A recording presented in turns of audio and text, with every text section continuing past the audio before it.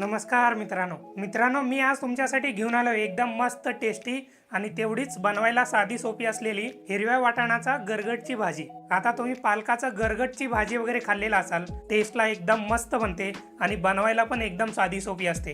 त्याच पद्धतीने हिरव्या वाटाणाचा पण गरगटची भाजी बनवली जाते, ती पण चवीला एकदम मस्त टेस्टी आणि एकदम चमचमीत बनते। हिरवा वाटाणा म्हणजे जो ड्राय केलेला हिरवा वाटाणा असतो ना, त्याच्यापासून ही भाजी बनवली जाते। भाजी बनवायच्या आधी हा हिरवा वाटाणा तुम्ही पाण्यामध्ये भिजत ठेवू शकता, नाहीतर मग तसंच तुम्ही डायरेक्ट कुकरला पण लावून शिजवून घेऊ शकता।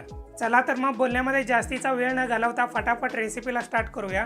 हो, पण त्याच्या आधी चॅनलला सबस्क्राईब करा, लाईक करा आणि कमेंट करायला विसरू नका। तर मित्रांनो, तुम्ही इथे बघू शकता हिरवे वाटाणे घेतलेले आहेत, जे वाळलेले असतात ना हिरवे वाटाणे, ते पाण्यामध्ये मी 4 तासासाठी भिजत ठेवले होते। हे वाटाणे आता चांगले भिजलेले आहेत बघा, ते बघा एवढे मऊदार हे वाटाणे भिजलेले आहेत। आता हे वाटाणे आपल्याला कुकरला लावून शिजवून घ्यायचे। आता मित्रांनो, गॅसवरती मी कुकर ठेवून घेतलेले आहे। आता या कुकरमध्ये भिजून घेतलेले वाटाणे टाकून घेतो, पाण्यासही त्यामध्ये टाकून घेतोय मी। आता मी या वाटाण्याबरोबर थोडीशी हळद टाकून घेतोय आणि त्याचबरोबर यामध्ये मीठ टाकून घेतोय थोडंसं। आता मी या कुकरचं झाकण लावून घेतो आणि मोठा गॅस ठेवून ना 2 शिट्ट्या करून घेणार आहे। झाकण बंद करून घेतलेले, आता गॅस चालू करून घेतो। तर हे बघा मित्रांनो, अशा पद्धतीने मी वाटाणा जो आहे ना चांगला शिजवून घेतलेला आहे। मगाशी मी तुम्हाला सांगितलं की 2 शिट्ट्या लावून घ्यायच्या, पण 2 शिट्ट्या सोडून मी 4 शिट्ट्या लावून घेतल्या याला, तेव्हा हा वाटाणा एकदम चांगल्या प्रकारे शिजलेला आहे। हे बघा एकदम मऊदार असं शिजवून घ्यायचं आहे। गॅस जो आहे ना मी थोडासा मोठा ठेवला होता, त्यामुळे 2 शिट्ट्यामध्ये नाही झालेले आहे, 4 शिट्ट्या मी करून घेतलेले आहेत आणि एकदम मऊदार अशी वाटाणा आपला शिजलेला आहे। हे बघा, आणि त्यानंतर थोडंसं याला फोडून घ्यायचं आहे वाटाण्याला अशा पद्धतीने। स्मॅशर वगैरे तुमच्याकडे जर असेल ना, त्याच्यानं पण तुम्ही फोडून घेऊ शकता, पण जास्त बारीक करू नका आणि जास्त वाटाणे अख्खे पण राहिले नाही पाहिजेत। तर हा बघा मित्रांनो, अशा पद्धतीने मी वाटाणा थोडासा फोडून घेतलेला आहे। आता मित्रांनो, मी इथं घेतलेले कढई, आता गॅस चालू करून घेतो आणि कढई जी आहे ना एकदम मस्त असं तापून घेतो। मित्रांनो, तुम्ही पालकाचं गरगट वगैरे खाल्लेलं असाल, ते जसं बनवतात ना त्याच पद्धतीने हा वाटाणाचा गरगट बनवला जातो। खायला एकदम मस्त एकदम चमचमीत बनतो। तुमच्या घरी पण एकदा नक्की ट्राय करा तुम्ही।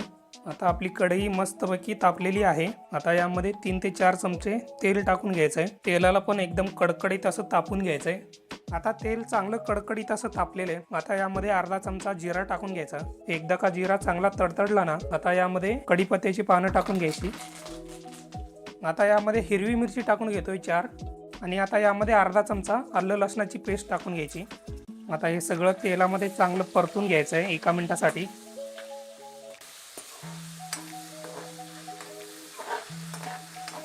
आता यामध्ये आपल्याला टाकून घ्यायचं आहे 1 वाटी बारीक कापलेला कांदा, आणि आता या कांद्याला पण चांगलं तेलामध्ये परतून घ्यायचं आहे। कांदा चांगला मऊ पडला पाहिजे आणि त्याचबरोबर कांद्याला थोडासा तांबूस असा कलर यायला पाहिजे, तोपर्यंत कांदा तेलामध्ये परतून घ्यायचा आहे।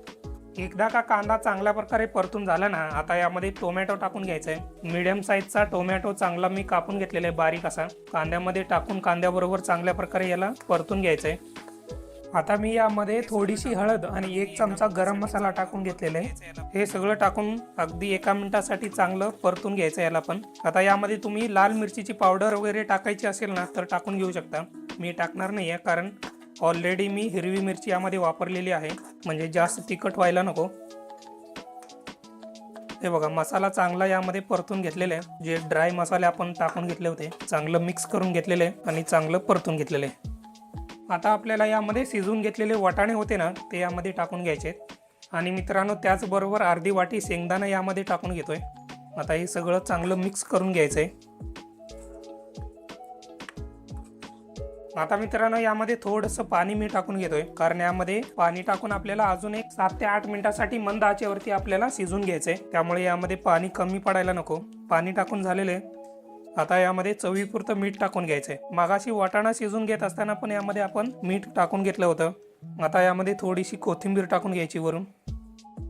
आता यावरती झाकण लावून घ्यायचंय आणि 7 ते 8 मिनिटासाठी मंद आचेवरती याला शिजवून घ्यायचंय। गरज पडल्यास यामध्ये थोडंसं पाणी अजून तुम्ही टाकून घेऊ शकता, आणि मंद आचेवरती 7 ते 8 मिनिटासाठी चांगलं याला शिजवून घ्यायचंय। तर मित्रांनो, तुम्ही इथं बघू शकताय 7 ते 8 मिनिट झालेले आहेत। भाजीला चांगल्या प्रकारे मी शिजवून घेतलेले आहे। एकदम मस्त चमचमीत आणि एकदम टेस्टी अशी झालेली आहे बघा. आणि जास्त पातळ पण नाही आहे आणि जास्त घट्ट पण नाही आहे. तर अशा पद्धतीने जर बनवलात ना तर एकदम मस्त बनते, एकदम टेस्टी बनते भाजी. हिरव्या वाटाण्यापासून बनवलेली गरगटची भाजी. मग काय मित्रांनो, झाली की नाही भाजी एकदम चमचमीत आणि टेस्टी. तुम्ही पण तुमच्या घरी एकदा नक्की ट्राय करा. टेस्टला एकदम अप्रतिम बनते आणि बनवायला पण एकदम साधी सोपी आहे. मग काय मित्रांनो, कशी झाली हिरव्या वाटाण्यापासून बनवलेली गरगटची भाजी? एकदम मस्त झाली की नाही? चवीला एकदम अप्रतिम झालेले, टेस्टी झालेले आणि चमचमीत अशी झालेली. आणि तुम्ही आता बघितलेलं असाल, बनवायला पण एकदम साधी आणि सरळ सोपी आहे. चला तर मग मित्रांनो, जाता जाता रेसिपी आवडली असेल तर लाईक करा, कमेंट करा. आणि त्याचबरोबर मित्रांनो, आमच्या चॅनलवरती ज्या व्हिडिओज तुम्हाला आवडतात, रेसिपीज तुम्हाला आवडतात, त्या रेसिपीज इतरांच्या बरोबर शेअर करायला पण विसरू नका. चला तर मग आता भेटूया पुढच्या व्हिडिओमध्ये अशाच एका नव्या आणि चमचमीत रेसिपी सोबत.